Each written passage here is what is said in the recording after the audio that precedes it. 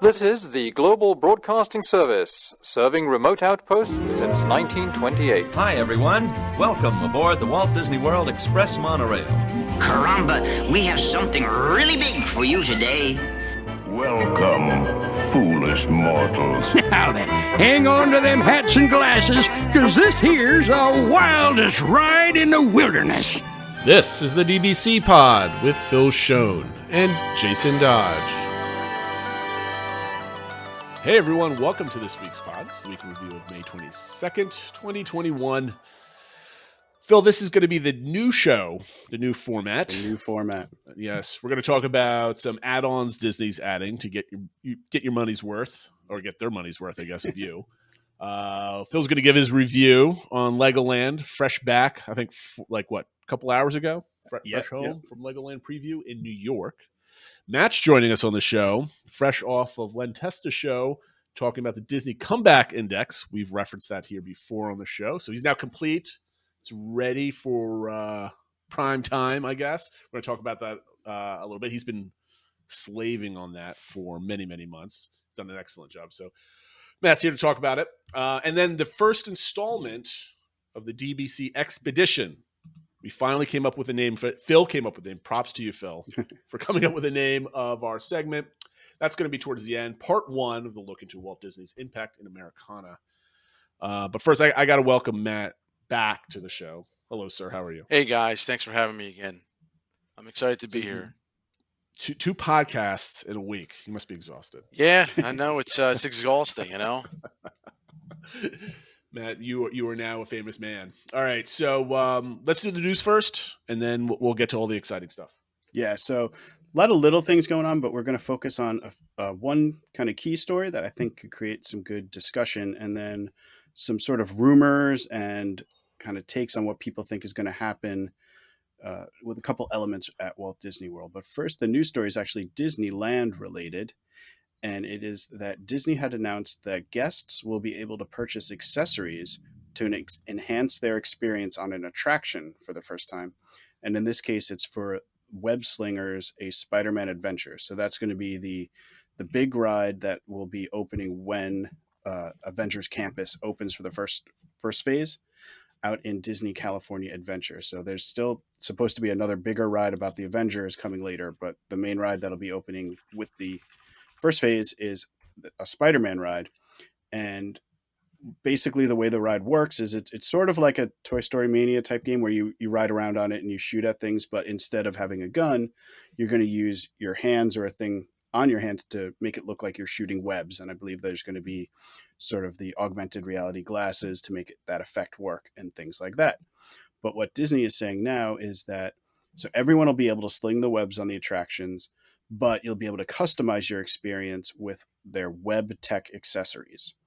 And what that means is there's going to be a base unit and then additional add-on elements that will give it a different effect. So everybody else will just see like one web. And then if you get the base unit, you can have what they're calling multi-fire.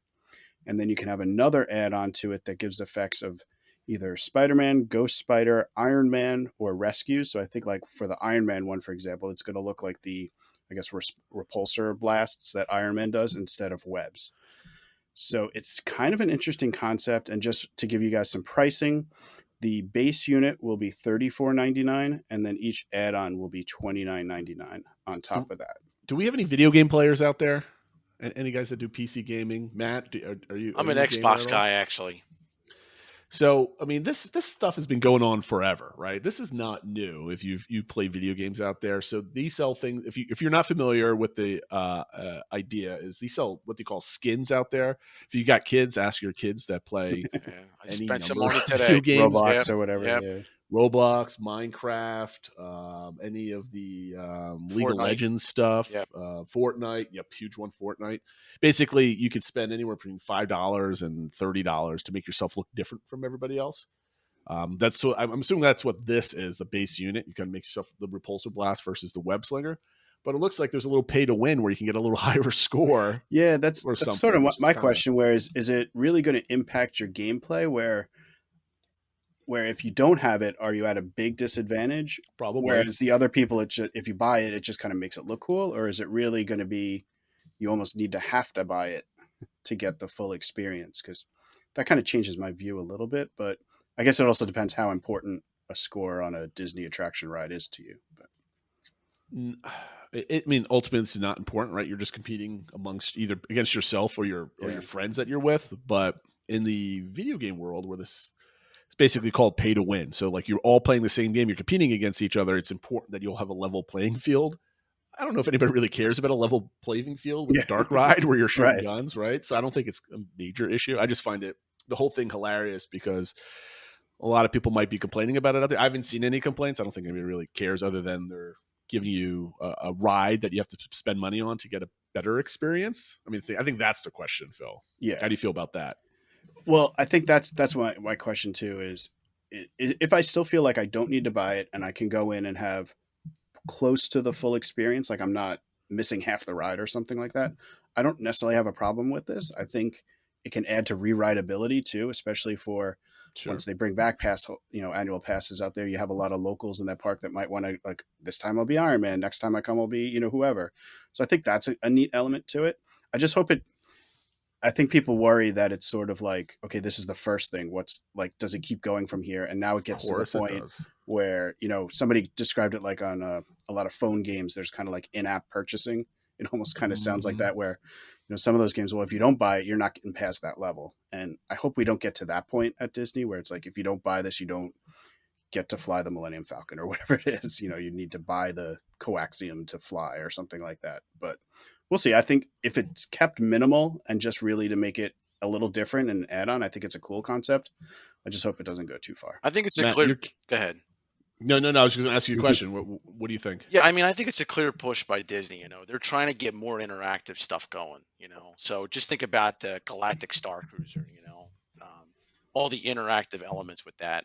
With the lightsaber contest you're going to do against other people or whatever you're going to do there. There's so many interactive elements, and I think that's something they want to push. So it kind of makes sense. And they just featured that lightsaber a few weeks back. I wouldn't be surprised if that has some type of interactive stuff at Galaxy's Edge at some point. So I kind of see all that stuff coming. It's a next evolution of Toy Story Mania. It's now with add-ons with paid, like you said, paid services or whatever. So yeah, I mean, I think let's wait for Disney to make money. I mean, I'm surprised they haven't done it. I'm just waiting for the next time where you can go on whatever they make the ride vehicles on. You can charge that up and make your ride vehicle look like Cinderella's carriage type of thing, or whatever their next evolution of ride is. Like you put your magic band on it, and because you bought that $50 magic band that makes everything magical, especially when augmented reality becomes a huge thing in the parks. Right. I mean, that's the direction they're going.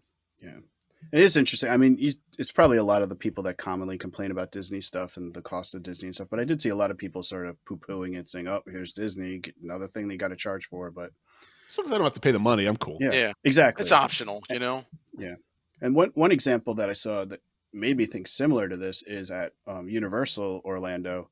If you want to ride the Hogwarts Express, you have to buy a park-to-park ticket. Like, you have to buy that upgrade if you want to do that attraction at all. And in some ways, that's even more extreme, right? This, you can still do the attraction. It's just not maybe the same. But people don't seem to have a problem with how Universal operates Hogwarts Express. I guess just different standards for Disney sometimes. Yep.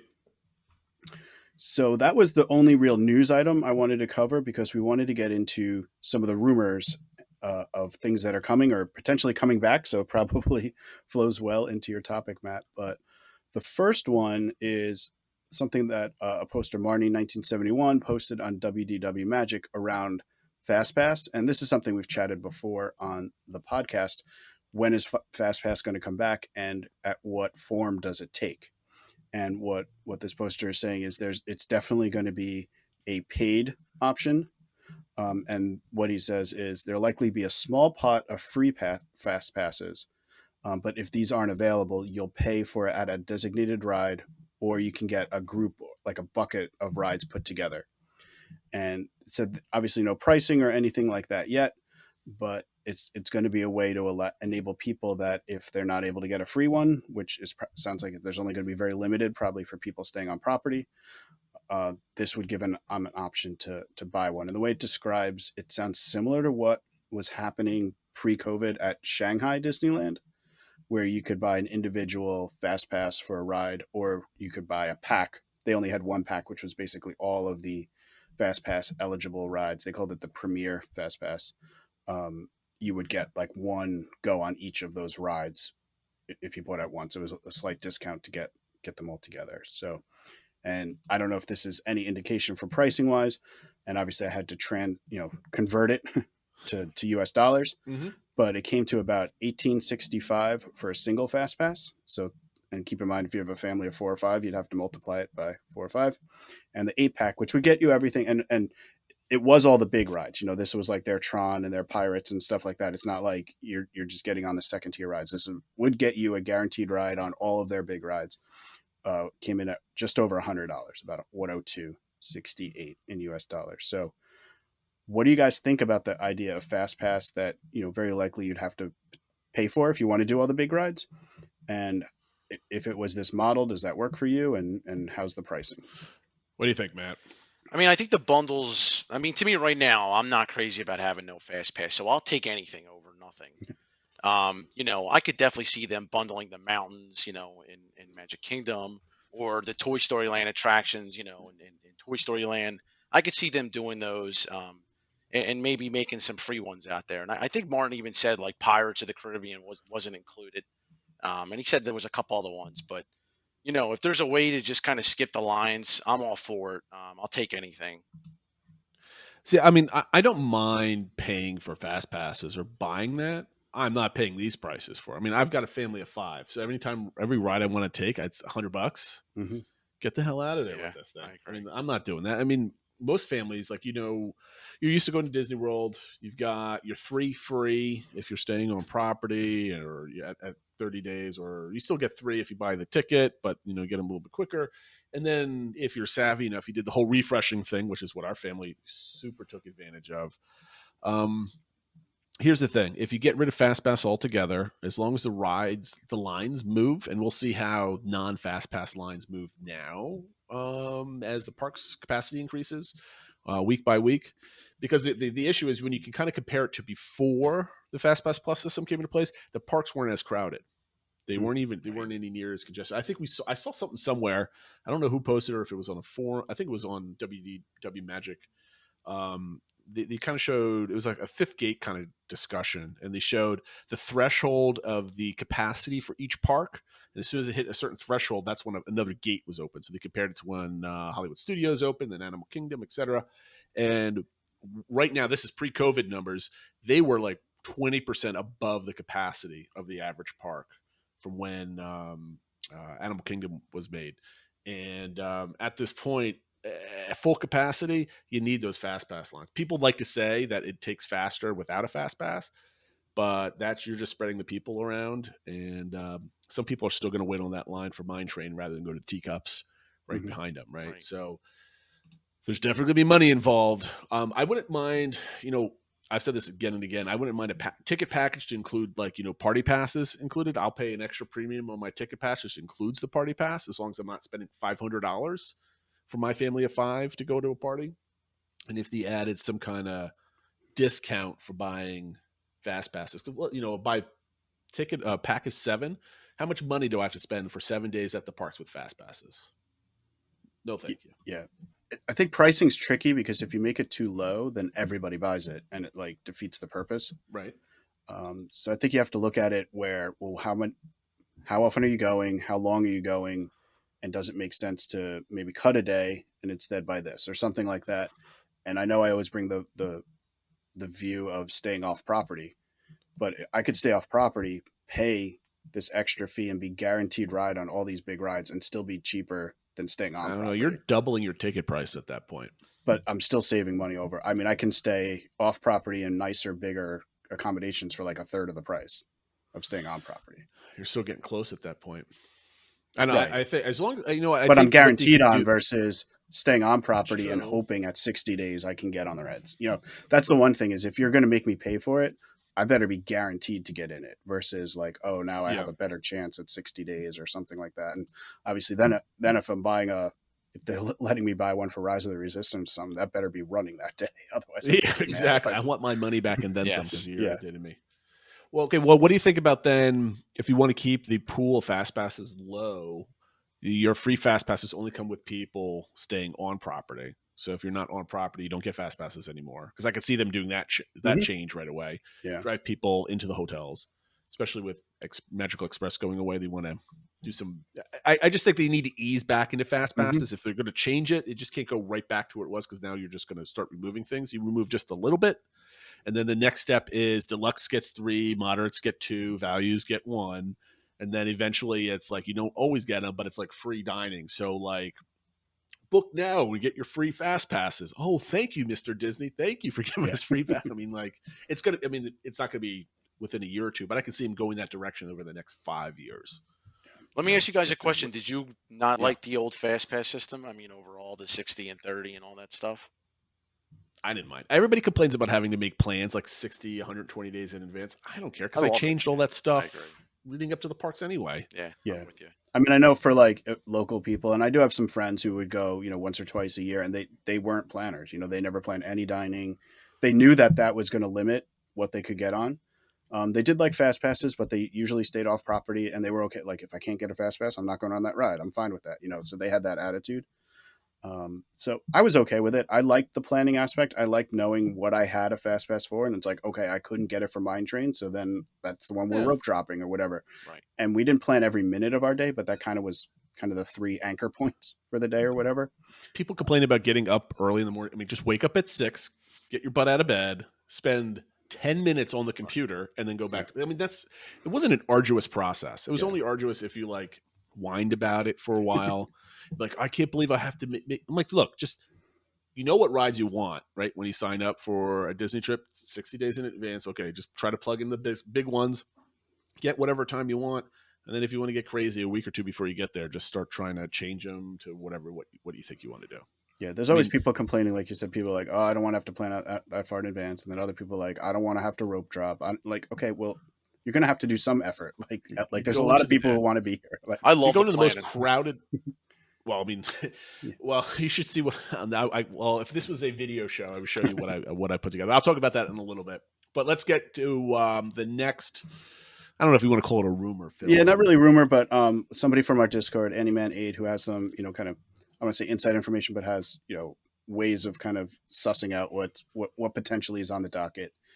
And what he outlined for the first season of the 50th at Walt Disney World. So these are things basically that could start as early as October 1st or maybe before, but it's all based on marketing information. Yeah, marketing information that will be what's coming online during that 18-month period.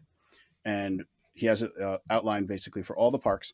So at Magic Kingdom, Happily Ever After, the big fireworks show, potentially with a special tag or outro for the 50th. And that would debut in October. So that would be ready for basically the start of the 50th. And an update, Move It, Shake It parade, I guess you would call that. Again, just updates for that for the 50th. So beyond that, nothing big at Magic Kingdom, but obviously bringing back Happily Ever After at this point, I think is pretty big overall. Yep. At Epcot, we have Remy, the Ratatouille ride, Harmonious, their big new fireworks show. Again, that's supposed to debut in October. The last rumor I heard was possibly October 1st as well. So really get good way to kick it off. The vloggers going back and forth between MK and Epcot to get everything. And then sometime during that 18-month period, we're still supposed to get Space 220. There was one rumor going around where they were hiring potentially, but then those posts got taken down. So we're not sure if that's really happening or not, but potentially some movement on Space 220. At Hollywood Studios, again, they're just going to be highlighting Galaxy's Edge, and I assume the Galactic Star Cruiser will be coming on sometime during that period again. So it's still going to be more focus on Star Wars, nothing else super new.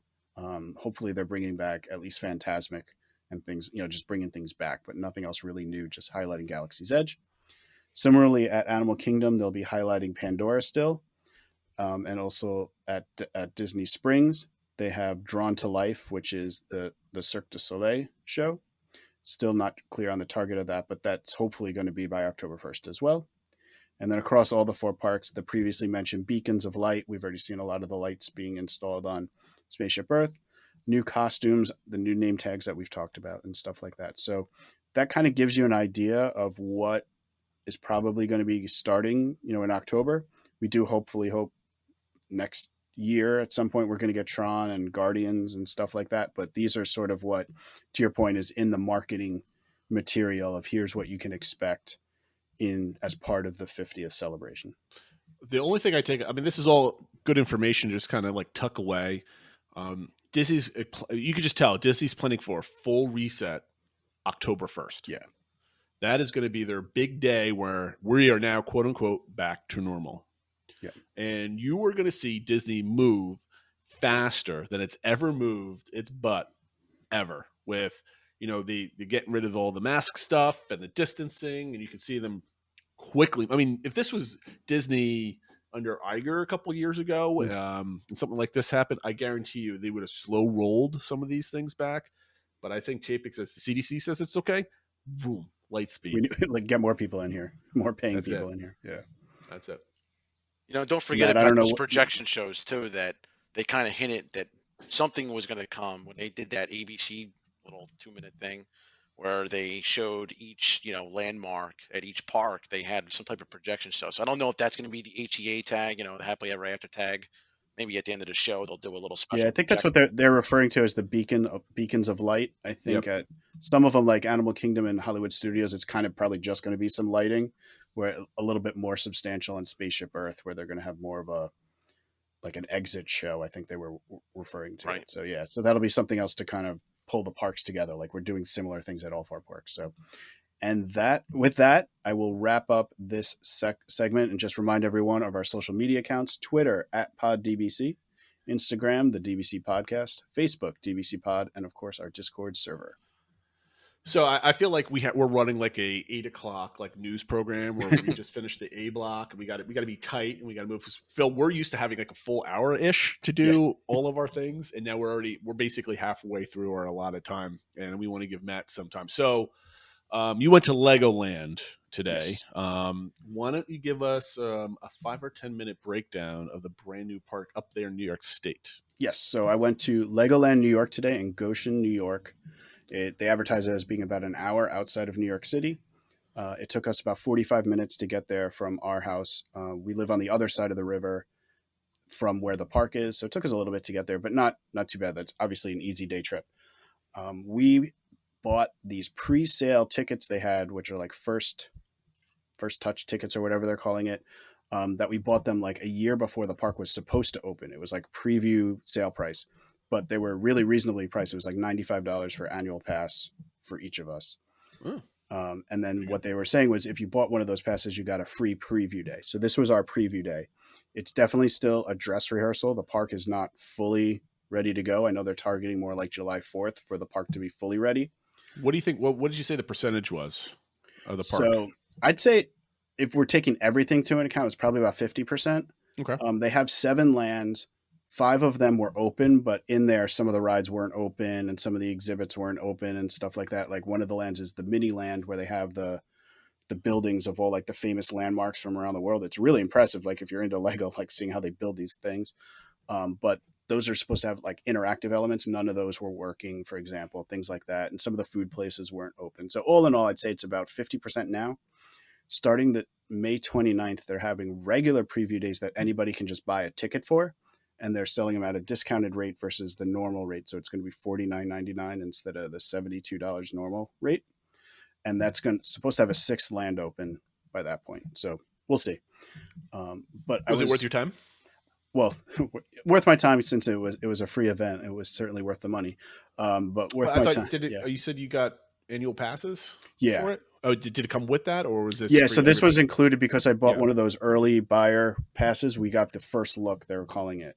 So we got this included free, and this didn't activate our annual pass because our plan is to actually wait probably until the park's more complete to kick off our 12-month annual pass. Well, let me rephrase this. Was it worth hauling all your kids down there? I think it was. Sunday? Yeah, I think it was. I think the park's really set up nice. I mean, they have a lot of ton displays. I mean, we're really into Legos.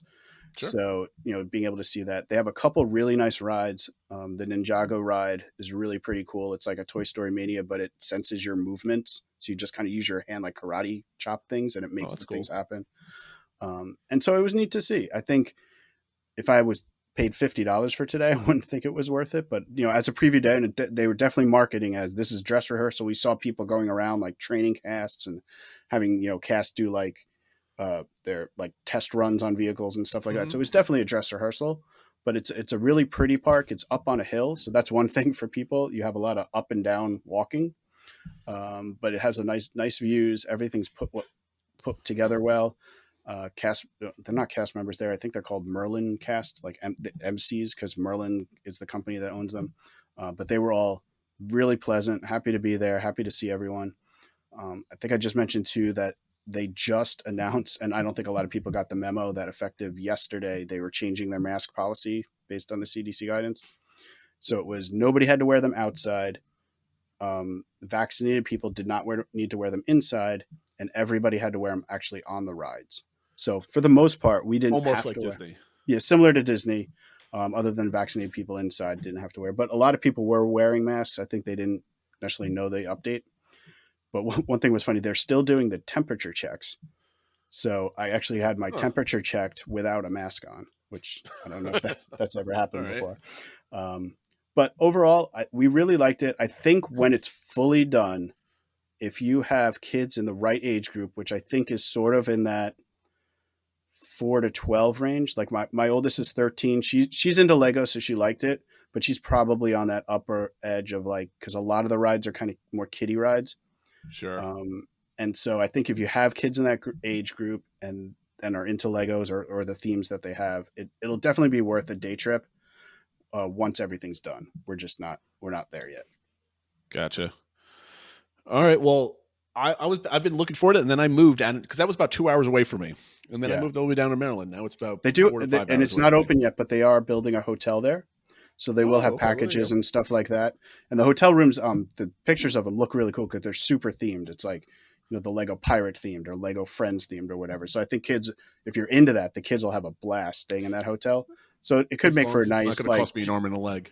Yeah, I think that's the problem with this, where it's like it starts to add up when it's like $72 a ticket and the hotel and stuff like that. I mean, I'm assuming they'll have packages and stuff like that. Yeah, but it could make for a nice weekend away. Yeah, I'm looking forward to it. Matt, is that something that you would do with your family? Yeah, absolutely. New York's not that far, so I could see me coming up there and checking it out. Yeah, I'm kind of excited about it. One of these days. All right, let's move on to this week's Attractionality. I feel like I need to have like a game show kind of theme here, but I'm not.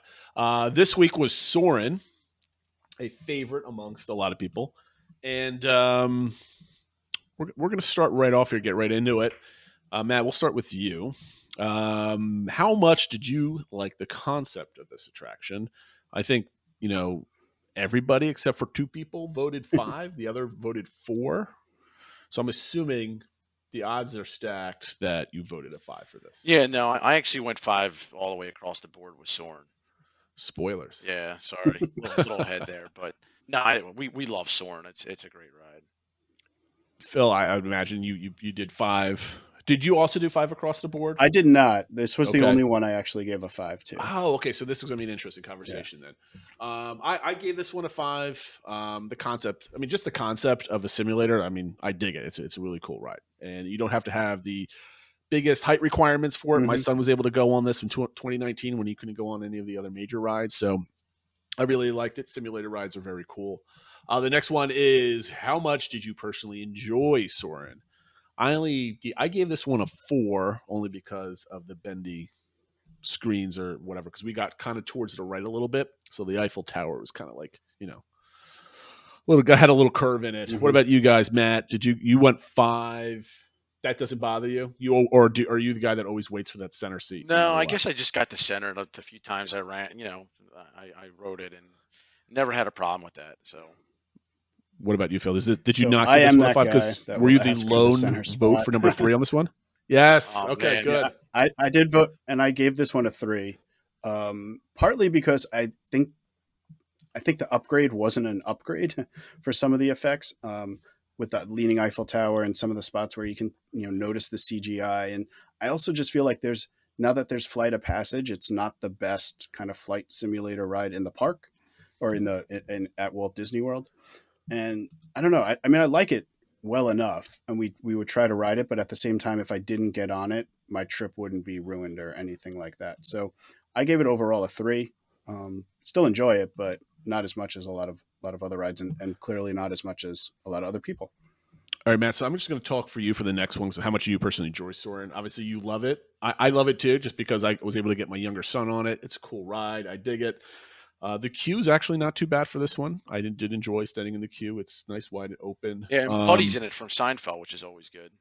Oh, of course. Well, the pre-show, yes, I do enjoy the pre-show. Yes, the queue I think is pretty boring though. There's not. I mean, they tried to add that like trivia contest thing, but otherwise it's just like a gray hallway. Well, There's not really it kept me busy just staring at the giant walls with the scores on them. At least, I mean, obviously it could be better, right? Yeah. But and I think that's part of it with this ride too. Why my score wasn't as high was I feel like it could be a lot better. What did you give?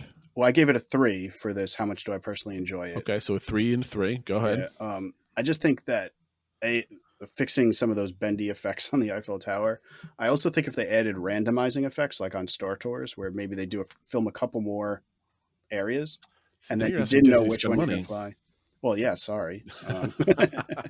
But how much more would that cost and completely like triple the rewritability of the ride? I don't know. I think I like it and I love the concept. I gave it a 5 for the concept. I love the idea of a flight simulator. I just think all these years later, it could be improved. Yeah, I agree with Yeah, that. I was going to say they could definitely randomize it, kind of like they do with Star Tours. Throw some different scenes out there would be cool. Even showing the old show over California, I think that'd be awesome. I know they do that in Disneyland. Yeah, I mean, just to kind of give everybody an idea, like so far, the concept score, question number 1, that was tied all time for the highest score, tying with Expedition Everest, if we're all keeping score out there. Question number 4, how well do you think Soarin' fits into the land? I put a 5 on here, but I think I voted too soon. I probably put this a little bit lower. Why do you think it fits so well in the land, Matt? I mean, to me, you're soaring over land, man. It's like the perfect ride. It's kind of complements the easy ride of living with the land. And you're in the same pavilion, and it's kind of adventurous and stuff. So I think it fits pretty perfect. What'd you give this, Phil? I give it a 4. I think it fits pretty well in this spot too. Like you said, it is flying, so you'd think it'd be the air, not the land, but it's showing you all the different lands and types of geography and habitats that are around the world. I do think it's the second best attraction in its own pavilion, and so I think that kind of hurts it a little bit too. And I think living with the land is better fit for the land. So that's why I knocked it down. But overall, I think it fits pretty well where it is. I mean, I don't say it's a bad fit, but I think they could have put this in its pavilion all by itself, and an old an energy or a motion pavilion or something else like that would kind of fit more. But again, with what they're working with, I think they did a good job. That's probably why I gave it a 5 to begin with. All these scores, I think the worst, quote unquote, worst score I got was question 3, and the average was a 4.33. Everything else was over a 4.5. So we did this one pretty quick because as much as this is a great ride, it was pretty boring on the score. There's really, other than Phil's like this ride sucks, I'm going to give it all 3s. I'm just surprised that you're trashing an Epcot attraction. That's all. I think I thought your floor would be a 4. I expect a lot everything. for an Epcot attraction. That's right. There you go. All right, so that's Attractionality. Can I just add a quick story on Oh yeah, go ahead. Oh, that's right. You had a story. So in February 2020, I really had to twist my parents' arms to go to Disney with the family, and I talked them into it. My parents came, and Epcot was our first day, and we finally got on Soarin', and I'm telling you, I saw my mom with a tear in her eye, and it just was like, man, this is going to work out. This is going to be a great vacation, and I guess it's got more sentimental value to me to it, because of that. So you might have been down there at the same time with Phil. It was both of you guys went down in February 2020. Yeah, it was early February. I think you went late, right, Phil? Yeah, we went over winter break, so it was like the 19th-ish that week. Yeah. Now, did your mom have a tear knife because of memory, or she was just having a good time, or? Well, and that's the other thing. So the other thing I love about Soarin' is, it can hit any age. You don't have to be, a thrill ride. You know, you can be in your 70s and still love it, or you can be a young kid and still love it. You know, so and that's kind of, you know, that's the beauty of it. I do think that's a big positive for the ride, that it's almost like a thrill ride for non-thrill ride people or Yes. whatever. Like, it gives you some of those feelings without it being like a roller coaster or something like that. And most of the family can do it, or most people can do it. I shouldn't specify just part of a family, but you know, I think that is a strength of it, that it is kind of that it gets the adrenaline going, but it's still a safe and comfortable ride for most people. Right. And to answer your question, it was a good tier. Absolutely. She wants to go back. I'm just, it's just, you know, I always have to ask, just not because I thought it might have been a bad tier. You would have said something about it. She was so frightened that she was frightened, or having terrified. such a good time. Yeah, or exactly. I don't know. A little of everything, I guess. All right, so Matt, we brought you on to talk about this labor of love that managed to get you on the Disney Dish Len Testa's podcast. And I mean, I listen every week, and I've been doing that for a couple of years now. He doesn't often have guests, and when he has guests, they're usually people that either help him with the books that he writes, or are on other podcasts with like Jim Hill type of thing. So, what was it like? It was pretty cool, you know. Well, hold on. I'm doing a poor job as host. What is the Disney Comeback Index? Let's start So there. That's the important part. So the before and after game that we've been playing since mid-December, it's phase 2, you know. So it's trying to assess where we're at in terms of our previous Disney standards. You know, when we used to have everything, when everything was clicking in March of 2020. You know, we're comparing the present date versus that indicator, the March 2020. So we itemized everything, you know, all the attractions, everything in entertainment, the restaurants, you know, the resorts, everything you could possibly imagine, the campfires at the resort, just everything you could think of. And I got it in one list. And, you know, we broke it into categories and subcategories, and I applied weights across the way, and I had tremendous feedback from the pod, DBC pod. You guys are great. And came up with this list, and basically came up with a comeback index. And so, to me, this tells me where we're at right now. And what's exciting is, you know, this percentage was always supposed to increase going forward, and that's what it's going to do. So it's always going to just go up from here. And that's the great part about it. So we've been following. If you've been on our Discord server, you've been seeing Matt tinkering with the community, asking their opinions, you know, every day, every week, that type of thing. And he basically collected everything that you could do. I mean, like you said, the campfires to, you know, major attractions and shows. So everything is there. He's broken it down to, let's see, 6 categories: attractions, entertainment, dining, resorts, paid events or seasonal events, and Disney Springs. They each roughly had about, I think you gave the scores of about 20,000 points. You added weights. So the most important thing, or attractions coming back. So the attractions are more heavily weighted than, let's say, things at Disney Springs, which people are like, if it's closed, then no big deal. Right. Exactly. So I'm going to go, you know, I'm glad we're doing this show now, because the comeback index might go above 100% in the coming months, because everything's coming back in a flood, I hope right? so. All of our before and after numbers are kind of like completely gone at this point, right? Because I mean, even like we talked about this a week ago or 2 weeks ago, Phil. The college program we thought would come back like next year in 2022. Yeah. We're like, well, maybe they'll start interviewing in the fall or something like that. Yeah, and like Disney's like, okay, people are back next week. We're like, oh, we okay. need you right now. We'll give you room and board, but you have to work attractions for us. So I'm going to kind of run this down. So you have currently right now, this is of April 30th, and you're going to crunch the numbers, I guess, once a month, right? At the end of each month. Correct. So right now, attractions were at 89.3%. So how has this been tracking? Has this been like steadily increasing, or, you know, what has it been like? Well, we haven't really had a lot of attractions added lately. You know, besides, you know, the People Mover, there really hasn't been much on the attractions, because the attractions is in a good spot. It's almost 90% back. The reason why it's not closer to 100% is because like Typhoon Lagoon's still closed, and there's the Turtle Talks and the MILFs, right? You know, attractions like those that are that are still closed. That's PG friendly. But yes, so attractions have been kicking butt. If you're an attraction guy and that really drives your experience for your family, you're not missing that much. You're really not. So and the next one, entertainment, is at a lowly 6.4%. Yes. What's in that bucket, man? So entertainment has all kinds of stuff. So at first off, it's got the meet and greets, right? And we know that they're all closed. Now, we could kind of go in a little bit deeper, but we use bonuses. So there's some like Paloozas out there right now. We got Joy out there and Winnie the Pooh catching bees and stuff. So I do factor in kind of like a few meet and greets back, but they're really not. They're all gone. They're not running. That's 39 of them total. And then we got the theater shows. So obviously Festival of the Lion King's back, which is great. Even if it's modified, but there's a bunch of other shows that still aren't playing. Beauty and the Beast. Finding Nemo. Indy, right? Indy's a big one. And then we have in that same entertainment section, we have, things like parades and street and atmosphere and interactive, right? Some of the festival stuff that kind of goes in entertainment. And then the big thing with entertainment is the fireworks, and that was one question. Go ahead.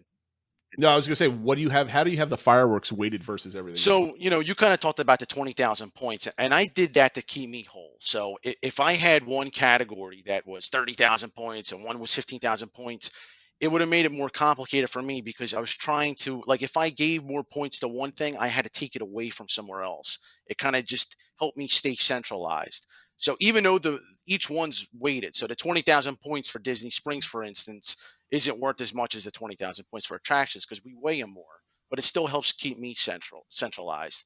So the nighttime spectaculars, for instance, and this was a question that Len brought up. He said, what's happily ever after? And right now that's an NS1 and that's 3,100 points. So you could see if that would come back, that'd be a huge boost, to the Disney Comeback Index. Some of the other shows, the long-running popular shows, which would be like Fantasmic, or the temporary shows like Epcot Forever. Obviously, we know Rivers of Light isn't coming back, and people ask me about that. So what are we going to do? With Rivers of Light, it's not coming back. Why still include it? Well, technically, it was there in March 2020, and that's when I'm going to. That's right. So one day there'll be an Animal Kingdom show, and it can possibly replace that, or factor into some type of cost against losing Rivers of Light in a positive way. So that would be a bonus. So that's entertainment, though. Well, let me ask you this: if we're going to do basically, I was asking, we were going back and forth on Discord with how you could break this stuff down. I was curious to see if we could do it park by park, but you didn't really break it down that way, so it's kind of hard to kind of grab everything in that regards. But would it be possible to get a score higher than 100% if they keep things like cavalcades, which weren't there? Yeah, no, absolutely. I mean, when Tron comes back, right? That's adding a brand new, not comes back, but when it comes, right? That's adding a game changer, in my opinion. So right now for attractions, I have two game changers. I have Rise. I mean, everybody wants to do Rise when they're there. I mean, and they got the virtual queue for it. And the other game changer, in my opinion, is Flight of Passage. And we could disagree about that. Maybe that goes into an e-ticket, but to me, that's worth more than the Space Mountains and the Splash Mountains. That's a heavy ride. Everybody wants to get on. So I feel like it's a game changer. So when Tron opens, that's going to be an extra 1,500 points towards the Disney Comeback Index, and that attraction doesn't exist. So yes, in theory, we could get to 100%, or we could even get higher. So it's definitely possible. So how much are you tracking, for example, like dining? Are you doing both like sit down and quick service type stuff? Are you doing like snacks, like a popcorn stand that they might open? Yeah. Like how does that all work? Yeah, so I didn't do the popcorn stand yet because they're still doing that, right? But the gelato station that just opened in Italy, I forget the name, but I have that added in my log. That's going to go in towards the end of May score. But in terms of the restaurants, the community really helped out. Guys like Skeeter and Ryan and Bubbles, Cast a Stone, they all helped out. You guys helped out. Adam was on. That's Adam who was on last week. Yes. Those guys were so huge, and Ryan really helped out with the lounges because honestly, I don't know much about those. I got two little girls. I'm not hitting the lounges too much, so I need feedback. But we broke them down. We broke them down to tier 1 restaurants and tier 2 all the way through 4. So like a tier 1's worth 350 points, where a tier 4 is 72. Like that's kind of an illustration, So I was thinking about doing some shows just by like yelling at everybody what they consider what would tier 1 and tier 2, because I know we were having those good discussions on Discord a couple of weeks ago while you were kind of finalizing everything, and be like, that is not a tier 1 attraction or hotel or whatever you guys were talking about when you were getting in the waiting. and stuff like this. But for those out there, we're gonna have a link for this. You're just about wrapping up the public face of this, Yep. right? I have access to the whole spreadsheet that has all the numbers and crazy behind the scenes stuff. But you're gonna make something. We were working on that yesterday. I gave you some feedback, and you did. obviously, this is your baby. This. I have nothing to do with No, it this. was This great. is all your hard work. And I actually thought about it. I'm putting the whole thing on the Google Sheet, so Better lock it. it's going to be view only. But if you guys want to go in there and see the kind of the crazy mind at work, go for it. Jump around to the different tabs and see the work that went into it. I'm fine with it. And if it causes some controversy or criticism, that's cool. Let's talk about it. I'm willing to make some modifications. Hop on Discord. Absolutely. Let's talk about it. So there's going to be a public tab, so you can kind of see it. It just kind of breaks everything down. This is the numbers that I'm reading right now. It's going to have the score, what the full score would be when it be 100% full comeback. You're going to have the comeback score, where is that currently, and some percentages. And Matt, where is the DCI as of end of April right now? It's at 52.35%. Okay, excellent. So we're above 50%, which is always good. So now tell me, before we close out the episode, how was being on with Len? What are the kind of questions he was asking? Well, I was really impressed with Len. I mean, Len really, he goes out and really scripts the whole thing, man. I mean, him and Jim have a really good script. They follow it, and I love Len's one-liners. They're always funny. He's always got a story and stuff, and of course. it was really interesting. Len was he was asking me about which I never really got into with it, even with Discord. Is, hey, what's happily ever afterwards? Like he just kind of came out and said, I'm like, all right, well, I guess I'm giving him the answers. It was something I kind of wanted to hold back a little bit, and I just decided to come public with it. So Len's a numbers guy, right? He is. He's big, huge analytics. So did he see the whole spreadsheet? Did you give him the whole kit and caboodle? He did. Dive into it? He did. And, he asked me things about cavalcades and meet and greets and things like that. So when I explained about the bonus and penalties, and I think overall they were pretty impressed. And like you said, Len's a numbers guy, so that's right up his alley. Yeah, for sure. Matt, I appreciate coming on. I think we'll have you on at least every 4 or 5 weeks, just to kind of get the update on the DCI. Awesome. We appreciate you doing what you do. I think this is a pretty cool segment. Community contributing to the DBC pod with now Adam and his Attractionality that we're doing on a week. Hopefully he keeps doing that, Phil, because we need that content. I like the way the show's going. As the structure, point. Yeah. Right. We've got the news. We've got Attractionality. We've got one topic, so you don't hear us rambling the whole time. And, of course, the upcoming DBC expedition, where we talk about Walt and his contribution to Americana. The first episode of 4 is going to be about Walt the man himself, his upbringing, and how he embodied the American spirit. That'll come right up after the break. But first, DBC Recommends, obviously, this week is going to go download Len's show. It should be out the same time our show comes out, because we both publish on Monday, so go check it out. That being said, enjoy the expedition, guys, and we'll see you on the other side. Come drift into an era of kings and golden idols. Discover what you would have never missed if you had never seen it in the first place.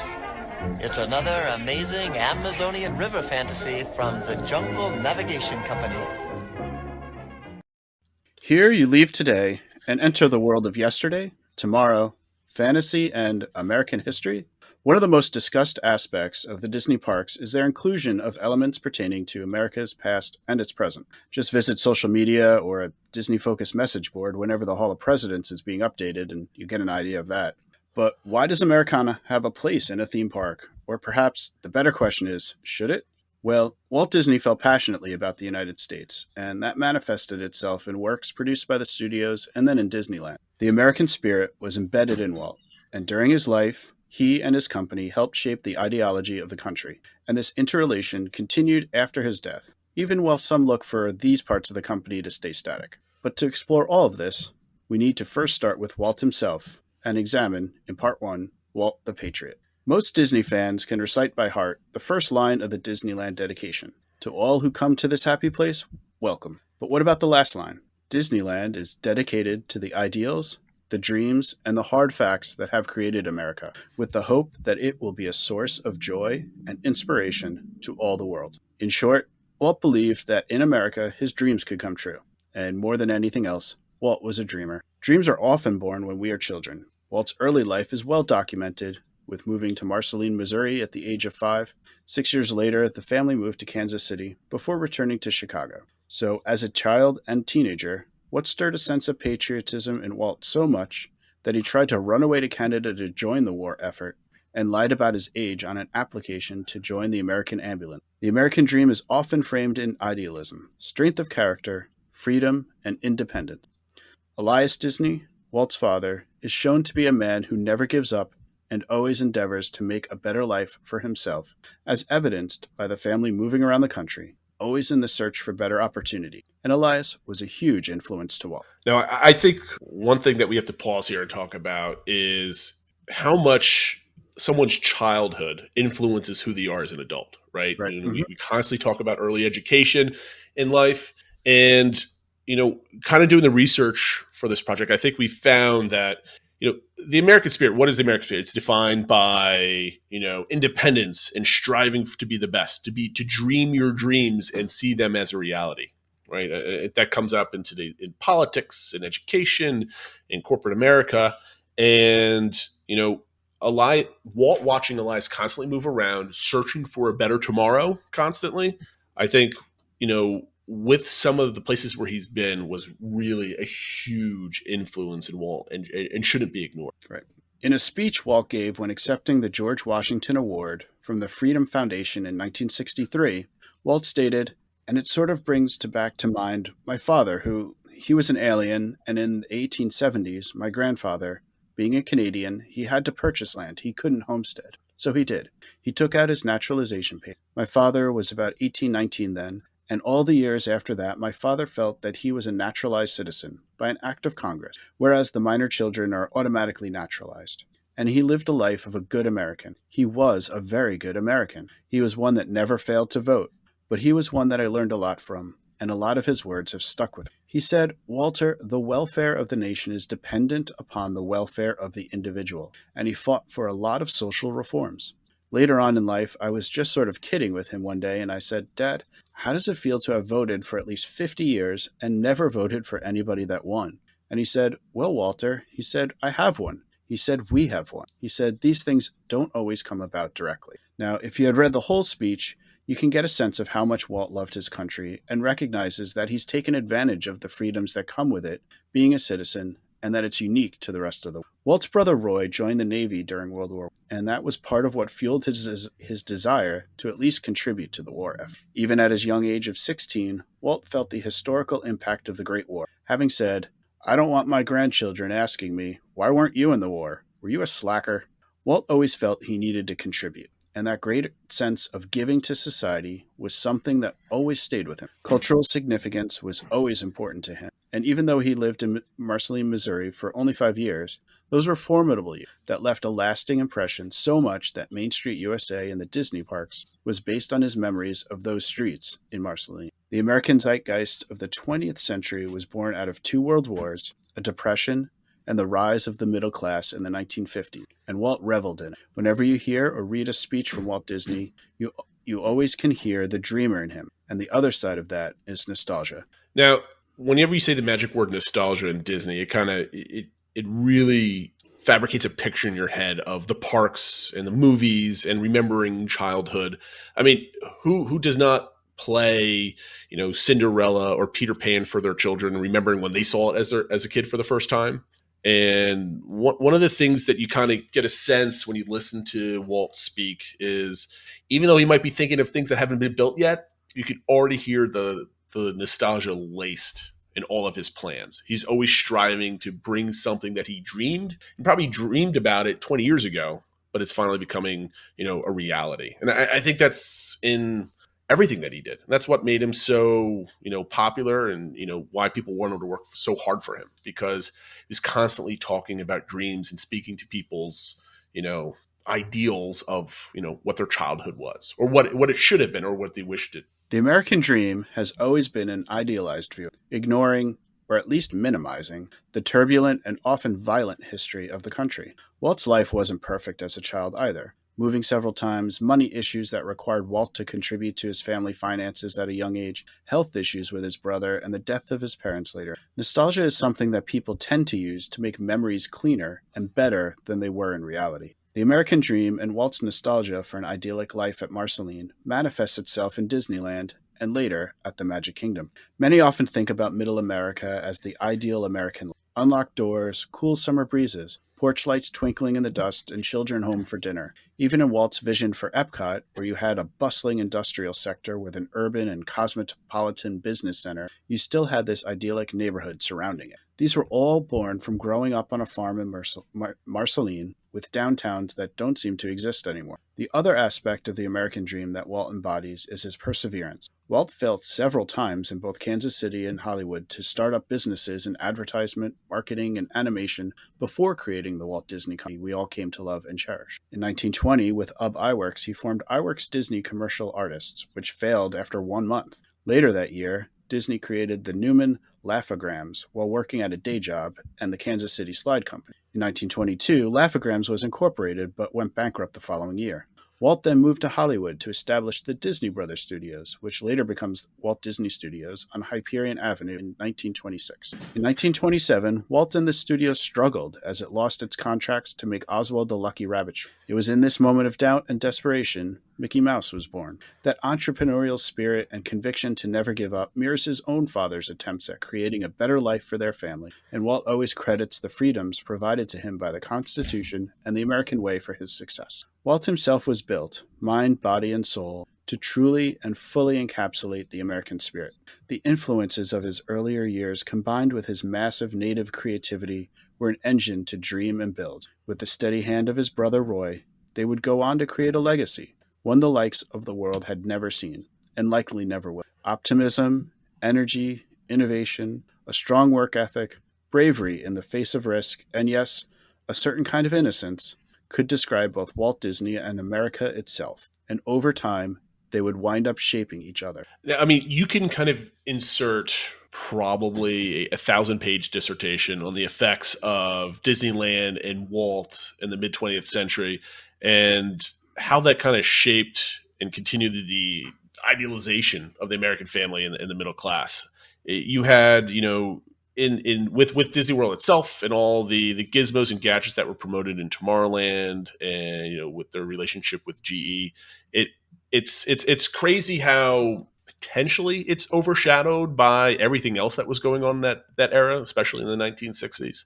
But I think with the prevalence of all the movies and the TV and everything else that we'll probably end up talking about in later shows, it's just amazing how the simple act of manifesting all of their popular media into a park helped really set the stage for World's Fairs and everything else that kind of came out of Disney's Americana, I guess you could say. In the post-World War II era, at the height of the Cold War, Walt's fervor for anti-communism is well known, starting in 1941 with the Disney studio strikes, where Walt was vehemently against claiming those trying to start a union were communist, to his testimony before Congress in 1947 before the House Un-American Activities Committee. We'll go more into some of those details in future parts of this series, of what he did in conjunction with the U.S. government. But as part of Walt the Patriot, it is important to mention how much Walt influenced propaganda and the American zeitgeist during the Cold War. It has been described that Walt always provided a great work environment for the Times,